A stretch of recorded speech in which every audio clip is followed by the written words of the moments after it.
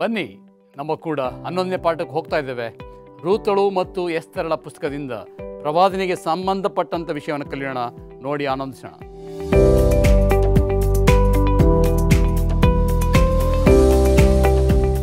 ದೇವರ ಮಕ್ಕಳೇ ನಮಸ್ಕಾರ. 10 ವಾರಗಳು ದೇವರು ಅದ್ಭುತವಾಗಿ ಪ್ರವಾದನೆಗಳನ್ನು ಯಾವ ರೀತಿ ಅರ್ಥ ಮಾಡಿಕೊಳ್ಳುವುದು, ಹಳೆ ಒಡಂಬಡಿಕೆಯ ಪಾತ್ರ ಏನು ಎಂಬತಕ್ಕಂಥದ್ದನ್ನ ಅದ್ಭುತವಾಗಿ ನಡೆಸ್ಕೊಟ್ಟಿದ್ದಾರೆ. ಸತ್ಯವೇದದಲ್ಲಿ ನಾವೆಲ್ಲರೂ ಬಹಳ ಚಿಕ್ಕ ವಯಸ್ಸಿನಿಂದ ಬೆಳೆದಿರಬಹುದು, ಆದರೆ ಎಲ್ಲೋ ಒಂದು ಕಡೆ ಸತ್ಯವೇದದಲ್ಲಿರ್ತಕ್ಕಂಥ ಕಥೆಗಳನ್ನು ನಾವು ಕೇಳಿದಾಗ ಅಷ್ಟು ಅದ್ಭುತವಾಗಿರ್ತಕ್ಕಂಥ ದೇವರ ನಡೆಸುವಿಕೆಯನ್ನು ನೋಡಬಹುದು. ಇವತ್ತು ರೂತ್ ಮತ್ತು ಎಸ್ತರಳ ಆ ಒಂದು ಘಟನೆಯನ್ನು ನಾವು ಕೇಳಲಿಕ್ಕೆ ಹೋಗ್ತಾ ಇದ್ದೀವಿ. ಬನ್ನಿ ನಮ್ಮ ಅತಿಥಿಗಳನ್ನು ಸ್ವಾಗತ ಮಾಡಿ ನಮ್ಮ ಈ ಕಾರ್ಯಕ್ರಮಕ್ಕೆ ಚಾಲನೆಯನ್ನು ನೀಡೋಣ. ಬೋಧಕರಾಗಿರ್ತಕ್ಕಂಥ ಮುತ್ತು ಮ್ಯಾಥ್ಯೂ, ಬೋಧಕರಾಗಿರ್ತಕ್ಕಂಥ ರಾಜದಾಸ್, ಬೋಧಕರಾಗಿರ್ತಕ್ಕಂಥ ಪ್ರಸನ್ನ ಕುಮಾರ್. ನಮಸ್ಕಾರ. ತುಂಬ ಸಂತೋಷ ನೀವು ನಮ್ಮ ಕಾರ್ಯಕ್ರಮಕ್ಕೆ ಬಂದಿದ್ದು. ಸ್ವರ್ಣ ವಾಕ್ಯ ದಯವಿಟ್ಟು ಎಸ್ತರಳ ಪುಸ್ತಕ 5ನೇ ಅಧ್ಯಾಯ 2ನೇ ವಚನ. ದೇವರ ವಾಕ್ಯ ಈ ರೀತಿ ಹೇಳುತ್ತೆ, ಅವನು ಪ್ರಾಕಾರದಲ್ಲಿ ನಿಂತಿರುವ ಎಸ್ತೇರ್ ರಾಣಿಯನ್ನು ಕಂಡು ಕೂಡಲೇ ಆಕೆಯ ಮೇಲೆ ದಯವಿಟ್ಟು ತನ್ನ ಕೈಯಲ್ಲಿದ್ದ ಸುವರ್ಣ ದಂಡವನ್ನು ಆಕೆಯ ಕಡೆಗೆ ಚಾಚಿದನು. ಎಸ್ತೇರಳು ಸಮೀಪಕ್ಕೆ ಹೋಗಿ ದಂಡದ ತುದಿಯನ್ನು ಮುಟ್ಟಲು ಅರಸನು ಆಕೆಗೆ, ಎಸ್ತೇರ್ ರಾಣಿಯೇ, ನಿನಗೇನು ಬೇಕು? ನಿನ್ನ ವಿಜ್ಞಾಪನೆ ಯಾವುದು?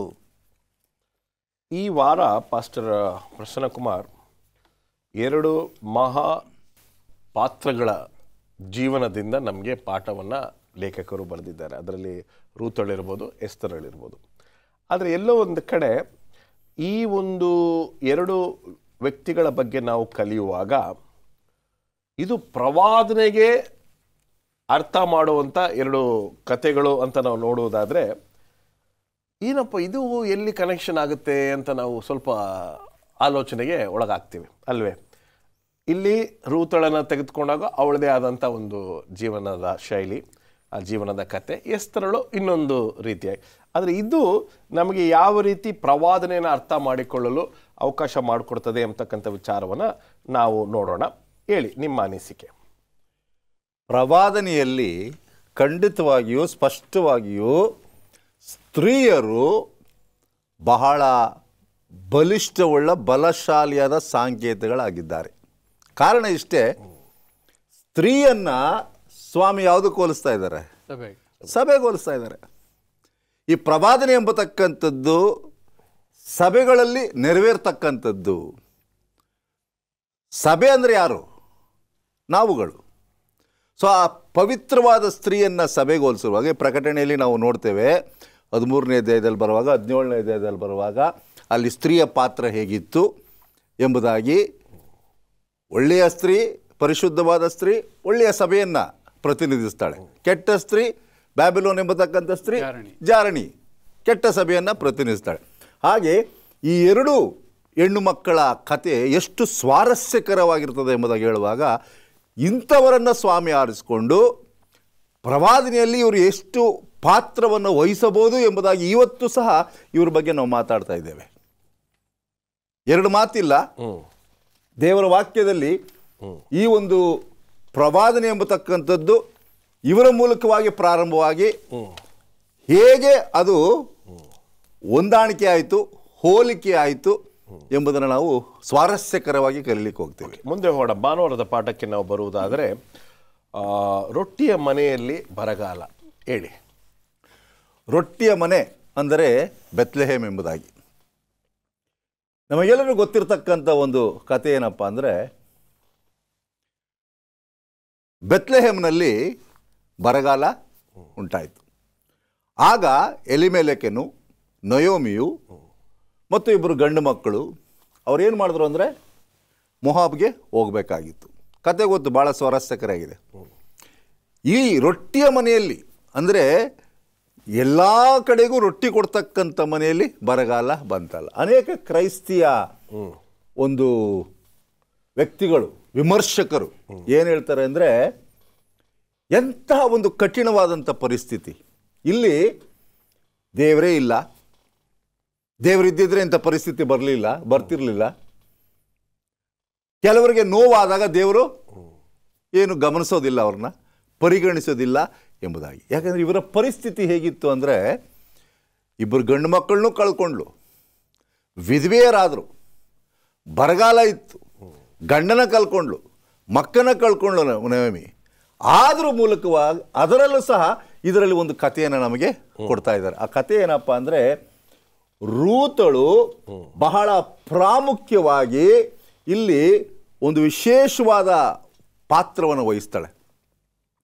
ನಯೋಮಿ ಮತ್ತೊಮ್ಮೆ ಮೋವಾಬನ್ನು ಬಿಟ್ಟು ಬೆತ್ಲೆಹೇಮ್ಗೆ ನಾವು ಹೋಗೋಣ ಎಂಬುದಾಗಿ ಹೇಳುವಾಗ ಅವರಿಬ್ಬರು ಸೊಸೆಯಂದಿರಿಗೂ ನಯೋಮಿ ಹೇಳ್ತಾಳೆ, ನೋಡಿ ನೀವು ಇಲ್ಲೇ ಇದ್ಕೊಳ್ಳಿ, ಯೌವನಸ್ಥರಾಗಿದ್ದೀರಾ, ಇನ್ನೊಂದು ಮದುವೆನೂ ಆಗಬಹುದು, ನೀವು ಹೋಗ್ರಿ ಎಂಬುದಾಗಿ ಹೇಳುವಾಗ ಹಿರಿಯ ಸೊಸೆ ಓರ್ಫಾಳು ಹೇಳ್ತಾಳೆ, ಆಯಿತು ಅತ್ತೆ ನೀನು ಹೇಳಿದಾಗೆ ಕೇಳ್ತೇನೆ ಎಂಬುದಾಗಿ ಇದ್ದುಕೊಳ್ತಾಳೆ.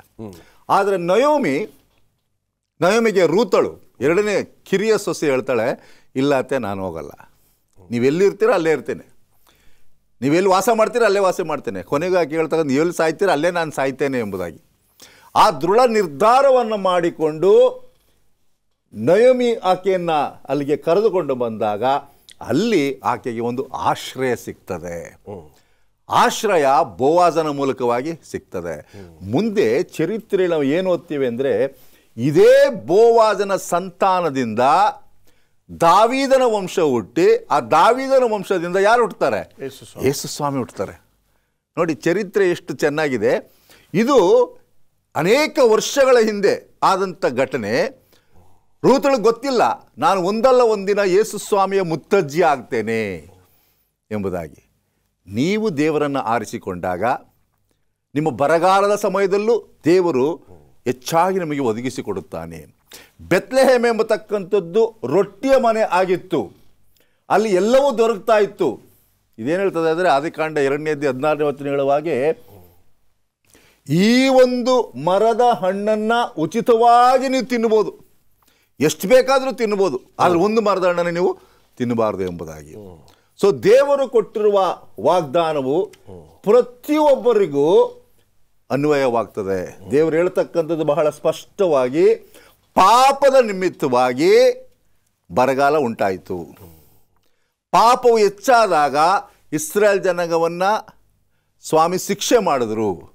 ಆದಿಕಾಂಡ 3:16 ಹೇಳುವ ಹಾಗೆ, ನೀನು ಕಷ್ಟಪಟ್ಟು ದುಡಿಬೇಕು ಈ ಲೋಕದಲ್ಲಿ. ಯಾಕೆ?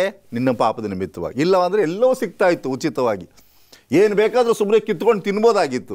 ಇವಾಗ ಅದಕ್ಕೋಸ್ಕರ ನೀವು ಬೀಜ ಹಾಕಬೇಕು, ನೀರು ಹಾಕಬೇಕು, ಬೆಳೆಸಬೇಕು, ಆಮೇಲೆ ಅದರ ಪ್ರತಿಫಲವನ್ನು ತಿನ್ನಬೇಕು. ಇದೆಲ್ಲವೂ ಪಾಪದ ನಿಮಿತ್ತವಾಗಿ ಆದಂಥ ಪ್ರತಿಫಲ ಎಂಬುದನ್ನು ತಿಳ್ಕೊಳ್ಬೇಕು. ಇಲ್ಲಿ ಚೆನ್ನಾಗಿ ಲೇಖಕರು ಈ ದಿನದ ಪಾಠವನ್ನು ಮುಕ್ತಾಯ ಮಾಡಿದ್ದಾರೆ. 6,000 ವರ್ಷಗಳ ಪಾಪ ಸಾವನ್ನು ಬದಿಗಿಟ್ಟು ಇನ್ನೂ ಹಣ್ಣುಗಳು ಚೆನ್ನಾಗಿದೆಯಂತೆ, ನಾವು ಸೇವಿಸುವಂಥ ದರ್ಜೆಯಲ್ಲಿ ಇದೆಯಂತೆ. ಒಂದು ವೇಳೆ ಎಲ್ಲ ನಾಶನಕ್ಕೆ ಒಳಗಾಗ್ಬಿಟ್ಟಿದ್ರೆ ನಮಗೆ ತಿನ್ನಕ್ಕೆ ಏನೂ ಇರ್ತಿರ್ಲಿಲ್ವಂತೆ. ಎಷ್ಟು ಅದ್ಭುತವಾಗಿ ಬರೆದಿದ್ದಾನೆ ದೇವರು. ತಾನೇ ನಮ್ಮನ್ನು ಈ ಚರ್ಚೆಯಲ್ಲಿ ಆಶೀರ್ವದಿಸಲಿ. ಒಂದು ಸಣ್ಣ ವಿರಾಮ. Welcome back. ಬನ್ನಿ ನಮ್ಮ ಚರ್ಚೆಯನ್ನು ಮುಂದುವರಿಸ್ಕೊಂಡು ಹೋಗೋಣ. ವಿರಾಮಕ್ಕೆ ಹೋಗುವ ಮುನ್ನ ಪಾಸ್ಟರ್ ಪ್ರಸನ್ನ ಅವರ ತುಂಬ ಅದ್ಭುತವಾಗಿರ್ತಕ್ಕಂಥ ಘಟನೆಗಳ ಮೂಲಕ ನಾವು ನಡೆದ್ವಿ. ಈಗ ಈ ರೂತ್ ಮತ್ತು ಬೋವಾಜನ ಒಂದು ಜೀವನಕ್ಕೆ ಬರೋಕ್ಕಿಂತ ಮುಂಚಿತವಾಗಿ ನೀವೇನಾದರೂ ಅದಕ್ಕೆ ಸೇರಿಸ್ತೀರಾ? ಇಲ್ಲೇನಾಗಿದೆ ಅಂದರೆ, ಪಾಪ ಯಾಕೆ ಇಷ್ಟೊಂದು ಅತಿಯಾಗಿದೆ ಲೋಕದಲ್ಲಿ ಎನ್ನುವಾಗ ದುರಾಶೆ. ನಾನೆಲ್ಲೋ ಒಂದು ಸ್ಟೇಟ್ಮೆಂಟ್ನ ಓದಿದ್ದೆ. ಎಲ್ಲೋದೆ ಅಂದರೆ, ನೀವು ಜಾಲಹಳ್ಳಿಗೆ ಹೋಗುವಾಗ BL ಕ್ರಾಸ್ನಲ್ಲಿ ಒಂದು ದೊಡ್ಡದಾಗಿ ಬರೆದಿದ್ದಾರೆ. ಏನು ಬರೆದಿದ್ದಾರೆ ಅಂದರೆ, the earth provides enough for man's needs but not for his greeds. ನಮಗೆ ಎಷ್ಟು ಬೇಕೋ ಅಷ್ಟನ್ನು ಭೂಮಿ ಕೊಡ್ತದೆ, ಆದರೆ ನಮ್ಮ ದುರಾಶೆಗಳನ್ನು ಪೂರೈಸಲಿಕ್ಕೆ ಅಲ್ಲ.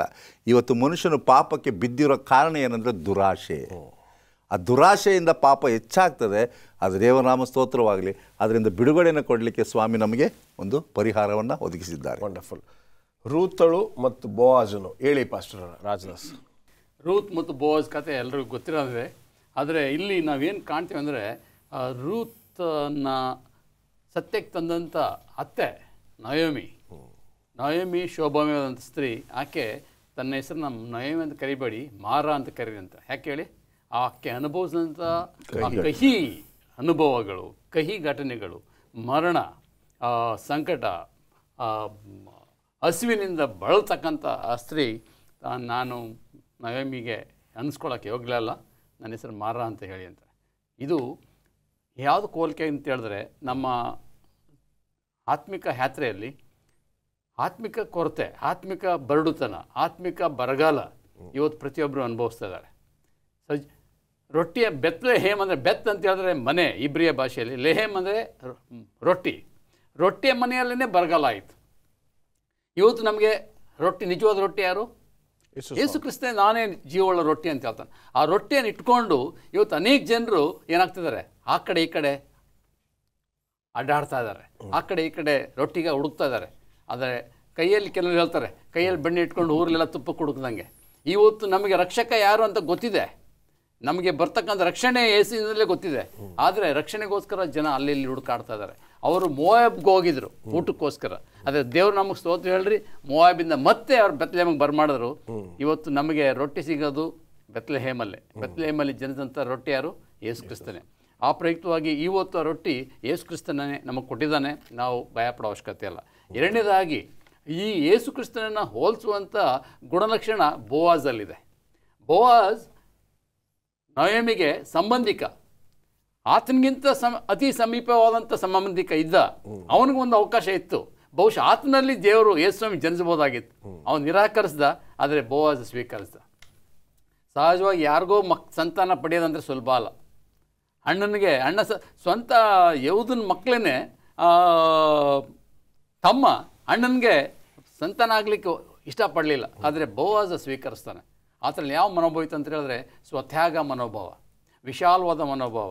ಆತನು ಭಾಳ ಉದಾರಿಯಾದಂಥ ಮನುಷ್ಯ ಅಂತ ಕಾಣ್ತೇವೆ. ಆತನ ಹಕ್ಕಲಾಯುವಾಗ ಪರಿಸ್ಥಿತಿಯಲ್ಲಿ ಬಂದಾಗ ಯಾರಿಗೆ, ರೂತಳಿಗೆ ಅವ್ರು ಆ ಆಳುಗಳಿಗೆ ಹೇಳ್ತಾನೆ, ಆ ಹಕ್ಕಲಾಯಲಿಕ್ಕೆ ಏನು ಮಾಡಬೇಡಿ, ತಡಿಬೇಡ್ರಿ, ಕೆಲವು ಕಾಳುಗಳನ್ನ ಬೆಳೆಸ್ರಿ ಅಂತ ಹೇಳ್ತಾನೆ. ಆತ ಆ ನೆರಿಗೆಯನ್ನು ರೂತ್ ಮೇಲೆ ಹರಡ್ತಾನೆ. ಏನಂತ ಹೇಳಿದ್ರೆ, ನೀತಿಯ ವಸ್ತ್ರವನ್ನು ಹೊದಿಸಿ ಆಕೆಯನ್ನು ತನ್ನ ಪತ್ನಿಯಾಗಿ ಸ್ವೀಕರಿಸ್ತಾನೆ. ಇವತ್ತು ಆತ್ಮಿಕವಾಗಿ ನಾವು ನೋಡುವಾಗ ಬೋವಾಜ್ ಕ್ರಿಸ್ತನನ್ನು ಹೋಲಿಸುವಂಥ ವ್ಯಕ್ತಿ. ಕ್ರಿಸ್ತನು ನಾವು ಎಷ್ಟೇ ಪಾಪಿಗಳಾಗಿದ್ದಾಗಿ, ಅನ್ಯರಾಗಿದ್ದಾಗಿ, ರೂತ್ ಆಕೆ ಯಹೂದ್ಯಳಲ್ಲ, ಮೋವಾಬಿಂದ ಬಂದಂಥ ಅನ್ಯ ಸ್ತ್ರೀ, ಆಕೆಯನ್ನು ಆತನ ಅಂಗೀಕರಿಸ್ಕೊಂಡ. ಇವತ್ತು ಕ್ರಿಸ್ತನಲ್ಲಿ ಯಾವುದೇ ವ್ಯತ್ಯಾಸ ಇಲ್ಲ. ಗ್ರೀಕ್ ಯಹೂದ್ಯರು ಗ್ರೀಕ್ ಎಂಬ ವ್ಯತ್ಯಾಸನೇ ಇಲ್ಲ ಅಂತ ಎಲ್ಲರೂ ಸ್ವೀಕರಿಸ್ತಾನೆ. ಈಗ ನಾವು ಕೂಡ ಎಷ್ಟೋ ಸತ್ಯವೇದಗಳಲ್ಲಿ ಪ್ರಸಂಗವನ್ನು ಮಾಡ್ತಾ ಇರಬೇಕಾದ್ರೆ ಅನ್ಯರು, ಇವರು ದೇವರ ಜನರು ಅಂತ ಎಲ್ಲೋ ಒಂದು ಕಡೆ ನಾವೇ ಒಂದು ಗೆರೆ ಹಾಕ್ಬಿಡ್ತೀವಿ. ಆದರೆ ದೇವರು ಆ ರೀತಿಯಾದ ಗೆರೆನ ಹಾಕೋದಿಲ್ಲ. ಅನ್ಯರ ಮೇಲೆ ಆ್ಯಕ್ಚುಲಿ ಜಾಸ್ತಿ ಪ್ರೀತಿ ದೇವರಿಗೆ, ಅಲ್ವೇ? ಮುಂದೆ ಹೋಗೋಣ. ಮುಂದೆ ನಾವು ನಮ್ಮ ಗಮನವನ್ನು ತೆಗೆದುಕೊಂಡು ಹೋದಾಗ ಬೋಹಾಜನು ಯಾವ ರೀತಿ ಒಂದು ವಿಮೋಚಕನಾಗಿ ಬರ್ತಕ್ಕಂಥದ್ದನ್ನು ನಾವು ನೋಡೋಣ. ಈ ರೂತಳ ಪುಸ್ತಕ 4ನೇ ಅಧ್ಯಾಯದಲ್ಲಿ ಈ ಸ್ವಾರಸ್ಯಕರವಾದಂತಹ ಈ ಘಟನೆ ಅಡಗಿದೆ. ಈ ಅಧ್ಯಾಯದಲ್ಲಿ ಏನು ನಡೆಯುತ್ತೆ ಎಂಬುದಾಗಿ ನಾವು ನೋಡೋದಾದರೆ, ಬೋವಾಜನು ರೂತಳ ಸಮೀಪ ಬಂಧುವನ್ನು ಕರೀತಾನೆ.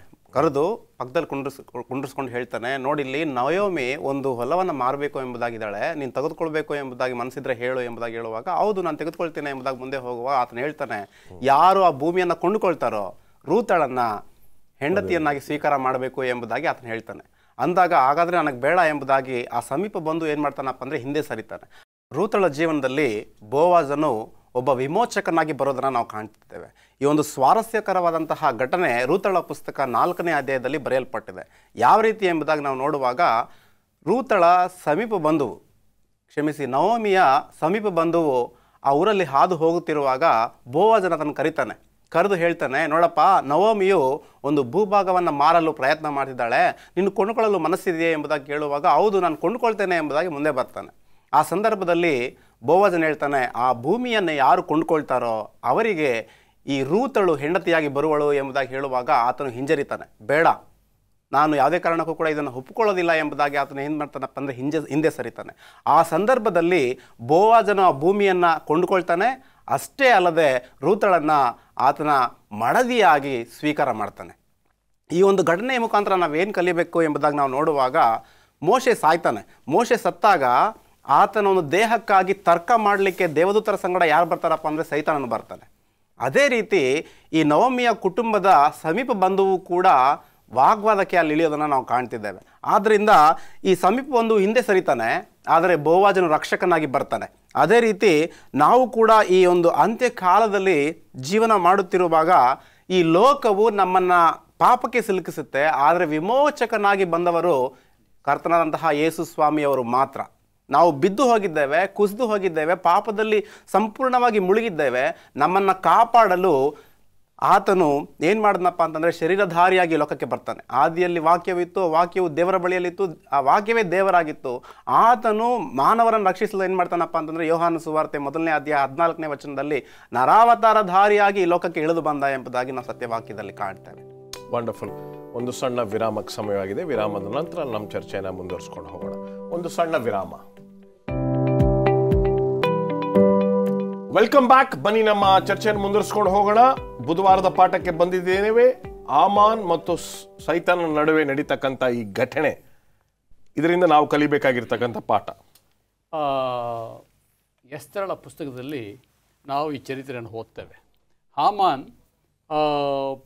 ದೇವ ಜನರಿಗೆ ವಿರೋಧಿ. ಅಲ್ಲಿ ಮೊರ್ದೆಕಾಯನ್ನು ಅವನು ದ್ವೇಷಿಸ್ತಾ ಇದ್ದ. ಯಾಕಂದರೆ ಮೊರ್ದೆಕಾಯಿ ಇವರು ಮನುಷ್ಯ ಸ್ತುತಿ ಮಾಡ್ತಿರ್ಲಿಲ್ಲ, ಇವನು ದೇವರಿಗೆ ಮೆಚ್ಚುಗೆ ಆಗಿದ್ದ.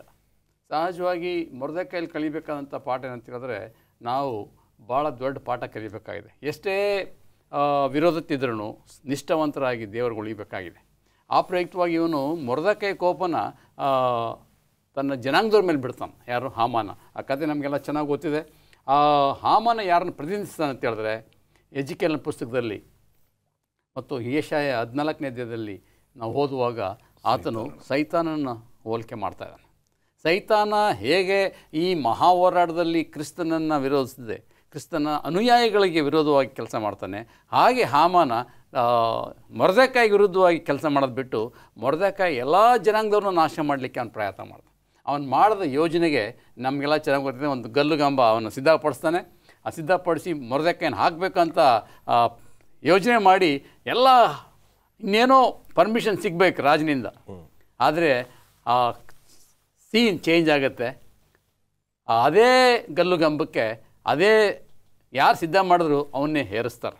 ಹಾಮಾನ ಅದಕ್ಕೆ ಏರಿಸಲ್ಪಡ್ತಾನೆ. ಅದಕ್ಕೂ ಮೊದಲೇ ಹಾಮಾನ ಏನು ಮಾಡಬೇಕಾಯ್ತು ಅಂದರೆ ತನ್ನ ವೈರಿಗೇನೇ ಸನ್ಮಾನ ಮಾಡಬೇಕಾಯ್ತು. ದೇವ್ರ ವಾಕ್ಯ ಹೇಳುತ್ತೆ ಜ್ಞಾನೋಕ್ತಿ 17ನೇದಲ್ಲಿ, ಯೆಹೋವನನ್ನು ಪ್ರೀತಿಸೋರಿಗೆ ತನ್ನ ಶತ್ರುಗಳನ್ನು ಮಿತ್ರನಾಗಿ ಮಾಡ್ತಾನಂತೆ. ಇವತ್ತು ನಾವು ಈ ಹಾಮಾನ ಏನು ಕಾಣಬೇಕಂದ್ರೆ, ದೇವಜನರಿಗೆ ವಿರುದ್ಧ ಯಾರು ಹೋಗೋಕ್ಕಾಗಲ್ಲ. ಎಷ್ಟೇ ಬಲಿಷ್ಠವಾದ ವ್ಯಕ್ತಿ ಆಗಿರ್ಬೋದು, ಪ್ರಭಾವಶಾಲಿ ಆಗಿರ್ಬೋದು, ಆತನು ಮಾಡಿದ ಹಳ್ಳಕ್ಕೆ ತಾನೇ ಬೀಳ್ತಾನೆ.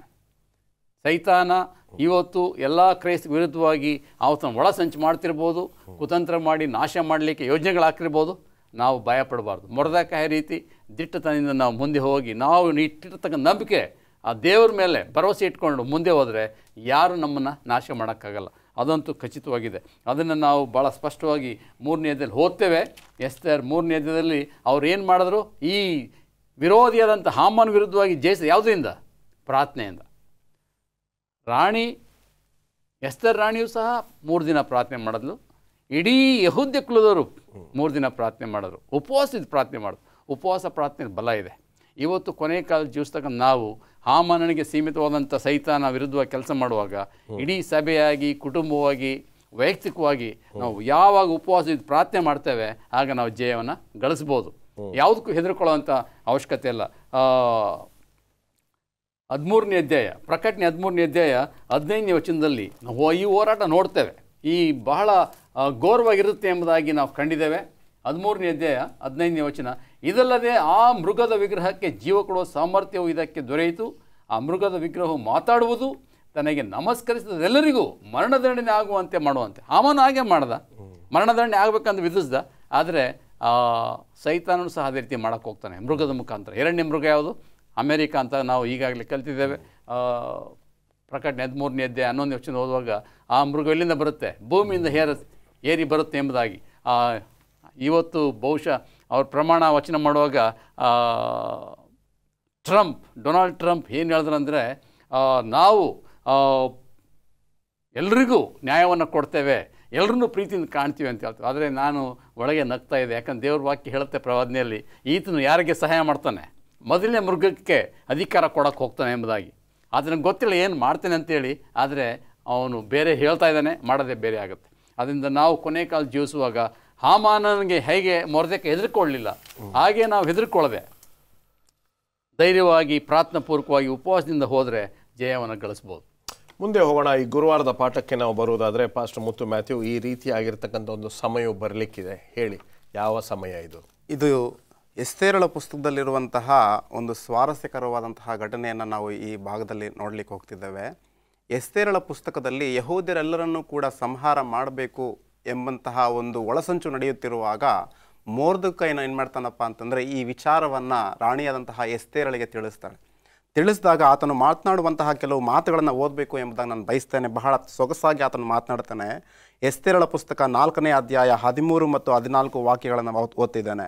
ಮೊರ್ದೆಕೈಗೆ ತಿಳಿಸಿದಾಗ ಅವನು ತಿರುಗಿ ಎಸ್ತೇರಳಿಗೆ, ಯಹೂದ್ಯರೆಲ್ಲ ನಾಶವಾದರೂ ನಾನೊಬ್ಬಳು ಅರಮನೆಯಲ್ಲಿರುವುದರಿಂದ ಉಳಿಯುವೆನು ಎಂದು ಭಾವಿಸಿಕೊಳ್ಳಬೇಡ. ನೀನು ಈಗ ಸುಮ್ಮನಿದ್ದು ಬಿಟ್ಟರೆ ಬೇರೆ ಕಡೆಯಿಂದ ಯಹೂದ್ಯರಿಗೆ ಸಹಾಯವೂ ವಿಮೋಚನೆಯೂ ಉಂಟಾದವು. ನೀನಾದರೋ ನಿನ್ನ ತಂದೆಯ ಮನೆಯವರೊಡನೆ ನಾಶವಾಗುವೆ. ಇದಲ್ಲದೆ ನೀನು ಇಂಥ ಸಂದರ್ಭಕ್ಕಾಗಿಯೇ ಪಟ್ಟಕ್ಕೆ ಬಂದಿರಬಹುದು, ಯಾರು ಬಲ್ಲರು ಎಂದು ಹೇಳಿ ಕಳುಹಿಸಿದನೋ. ಇಲ್ಲಿ ಮೊರ್ದೆಕೈ ಏನು ಮಾಡ್ತೀನಪ್ಪ ಅಂತಂದರೆ, ನಮ್ಮನ್ನು ರಕ್ಷಿಸಲಿಕ್ಕೆ ದೇವರು ನಿನ್ನ ಈ ಸ್ಥಾನದಲ್ಲಿಟ್ಟಿದ್ದಾನೆ. ಆದ್ದರಿಂದ ಈ ಸಮಯದಲ್ಲಿ ನೀನು ಮೌನವಾಗಿರಬೇಡ. ಒಂದು ವೇಳೆ ಮೌನವಾಗಿದ್ದು ನಾವೆಲ್ಲರೂ ಕೂಡ ನಾಶವಾದರೂ ಸಹ ನೀನು ಅರಮನೆಯಲ್ಲಿ ಇರಬಹುದು, ಆದರೆ ನೀನು ಕೂಡ ಒಂದು ದಿವಸ ನಾಶವಾಗ್ತೀಯ. ಆದರೆ ಒಂದನ್ನು ನೆನಪಿನಲ್ಲಿ ಇಟ್ಕೋ, ಈ ಸಮಯಕ್ಕಾಗಿ ಮಾತ್ರ ನೀನು ಇಲ್ಲಿದ್ದೀಯಾ. ಆದ್ದರಿಂದ ಏನೋ ಒಂದು ಮಾಡು ಎಂಬುದಾಗಿ ಒಂದು ವಾರ್ತೆಯನ್ನು ಕಳಿಸ್ತಿರೋದನ್ನು ನಾವು ಕಾಣ್ತಾ ಇದ್ದೇವೆ. ಆದ್ದರಿಂದ ನಾವೆಲ್ಲರೂ ಕೂಡ ಉಳಿದ ಸಭೆಯವರಾದಂತಹ ನಾವು ಇಂತಹ ಒಂದು ಸಮಯಕ್ಕಾಗಿ ನಮ್ಮೆಲ್ಲರನ್ನು ಕೂಡ ದೇವರು ಏನು ಮಾಡಿದಾನಪ್ಪ ಅಂತಂದರೆ ನಿರ್ಣಯ ಮಾಡಿ ಈ ಸಮಯದಲ್ಲಿ ನಮ್ಮನ್ನು ಜೀವಿಸ ಮಾಡ್ತಾ ಇದ್ದಾನೆ. ಆದ್ದರಿಂದ ನಾವು ಈ ರಕ್ಷಣೆಗಾಗಿ ಸುವಾರ್ತೆಯ ವಿಷಯವಾಗಿ ನಾವೇನು ಮಾಡಬೇಕಪ್ಪ ಅಂತಂದರೆ ಬಲವಾಗಿ ಕ್ರಿಸ್ತನ ಸುವಾರ್ತೆಯನ್ನು ಸಾರಬೇಕು. ಮತ್ತಾಯನ ಸುವಾರ್ತೆ 28ನೇ ಅಧ್ಯಾಯ ಕೊನೆ ಭಾಗದಲ್ಲಿ ಯೇಸು ಸ್ವಾಮಿಯವರು ನಮ್ಗೆ ಹೇಳಿದ್ದಾರೆ, ಏನಪ್ಪ ಅಂತಂದರೆ, ಲೋಕವನ್ನು ನಾನು ಜಯಿಸಿದ್ದಾನೆ, ಯುಗದ ಸಮಾಪ್ತಿಯವರೆಗೆ ನಾನು ನಿಮ್ಮ ಸಂಗಡ ಇರ್ತೇನೆ, ಹೋಗಿರಿ ಸುವಾರ್ತೆಯನ್ನು ಪ್ರಕಟಿಸಿರಿ, ನಂಬಿದವರನ್ನ ತಂದೆ ಮಗ ಪವಿತ್ರಾತ್ಮನ ಹೆಸರಿನಲ್ಲಿ ದೀಕ್ಷೆಯನ್ನು ಕೊಡಿಸಿರಿ ಎಂಬುದಾಗಿ ಯೇಸು ಸ್ವಾಮಿಯವರು ಹೇಳಿದ್ದಾರೆ. ಆದ್ದರಿಂದ ಇದು ನಮ್ಮೆಲ್ಲರ ಹೊಣೆಯಾಗಿದೆ. ನಾವು ಇಂತಹ ಒಂದು ಸಮಯಕ್ಕಾಗಿ ನಾವೇನು ಮಾಡಿದವಪ್ಪ ಅಂದರೆ ಇದ್ದೀವಿ. ಆದ್ದರಿಂದ ನಾವು ಯಾವುದೇ ಕಾರಣಕ್ಕೂ ಕೂಡ ಅಂಜದೆ, ನಾವು ಯಾವುದೇ ಕಾರಣಕ್ಕೂ ಕೂಡ ಹಿಂದೆ ಹೋಗದೆ ಎಸ್ತೇರಳ ಹಾಗೆ ಇಲ್ಲಿ ಏನು ಮಾಡಬೇಕಪ್ಪ ಅಂತಂದರೆ ನಾವು ದೇವರ ಬಳಿಯಲ್ಲಿ ಮೊರೆ ಇಡಬೇಕು. ದೇವರ ಬಳಿಯಲ್ಲಿ ಮೊರೆ ಇಟ್ಟು ಈ ಸತ್ಯ ಸುವಾರ್ಥ ಸಭೆಗೋಸ್ಕರ ನಾವೇನು ಮಾಡಬೇಕಪ್ಪ ಅಂದರೆ ಪ್ರತಿನಿತ್ಯವೂ ಕೂಡ ಕೆಲಸ ಮಾಡಬೇಕು ಎಂಬುದಾಗಿ ನಾವಿಲ್ಲಿ ನೋಡಬಹುದಾಗಿದೆ. ಅಷ್ಟೇ ಅಲ್ಲ, ಡಾರ್ಕ್ ಏಜಸ್ನಲ್ಲಿ ನಾವು ನೋಡುವಾಗ ಆ ಸಂದರ್ಭದಲ್ಲಿ ಕ್ರೈಸ್ತರು ಏನು ಮಾಡಿದ್ರಪ್ಪ ಅಂತಂದರೆ ಅಡವಿಯಲ್ಲಿದ್ದಾಗಲೂ ಕೂಡ ಮನೆ ಮಠ ಎಲ್ಲ ಬಿಟ್ಟು ಹಿಂಸೆಗೊಳಗಾದಾಗಲೂ ಕೂಡ ಏನು ಮಾಡಿದ್ರಪ್ಪ ಅಂತಂದರೆ ಸತ್ಯ ಸುವಾರ್ತೆಯನ್ನು ಸಾರುವುದರಲ್ಲಿ ಯಾವುದೇ ಕಾರಣಕ್ಕೂ ಕೂಡ ಅವರು ಹಿಂದೆ ಹೋಗಲಿಲ್ಲ. ಪ್ರತಿನಿತ್ಯವೂ ಕೂಡ ಸುವಾರ್ತೆಗೋಸ್ಕರ ಹಾತೊರೆದು ಅನೇಕರಿಗೆ ಸತ್ಯ ಸುವಾರ್ತೆಯನ್ನು ಪ್ರಕಟಿಸಿದ್ದಾರೆ. ಅದೇ ರೀತಿಯಾದಂತಹ ಒಂದು ಮನೋಭಾವವನ್ನು ನಾವು ಬೆಳೆಸಿಕೊಂಡು ಸುವಾರ್ತೆಯಲ್ಲಿ ಸದಾ ನಾವು ಮುಂದೆ ಇರಬೇಕಾಗಿದೆ. ಖಂಡಿತವಾಗ್ಲೂ ಅದ್ಭುತವಾಗಿರ್ತಕ್ಕಂಥ ವಿಚಾರಗಳನ್ನು, ಈ ಕಥೆಗಳನ್ನು ಎಷ್ಟೋ ಸರಿ ಓದಿದ್ದೇವೆ ನಾವು, ಆದರೆ ಇಷ್ಟು ಒಳ ಅರ್ಥ ಇದೆ ಅಂತಕ್ಕಂಥ ವಿಷಯವನ್ನು ಈ ಪಾಠದ ಮೂಲಕ ಲೇಖಕರು ನಮಗೆ ತಿಳಿಯಪಡಿಸಿದ್ದಾರೆ. ಅದನ್ನು ವಿವರಿಸಿದಂಥ ನಿಮ್ಮ ಮೂವರನ್ನು ದೇವರ ಹೆಚ್ಚಿನ ರೀತಿಯಲ್ಲಿ ಆಶೀರ್ವದಿಸಲಿ. ನಮಸ್ಕಾರ.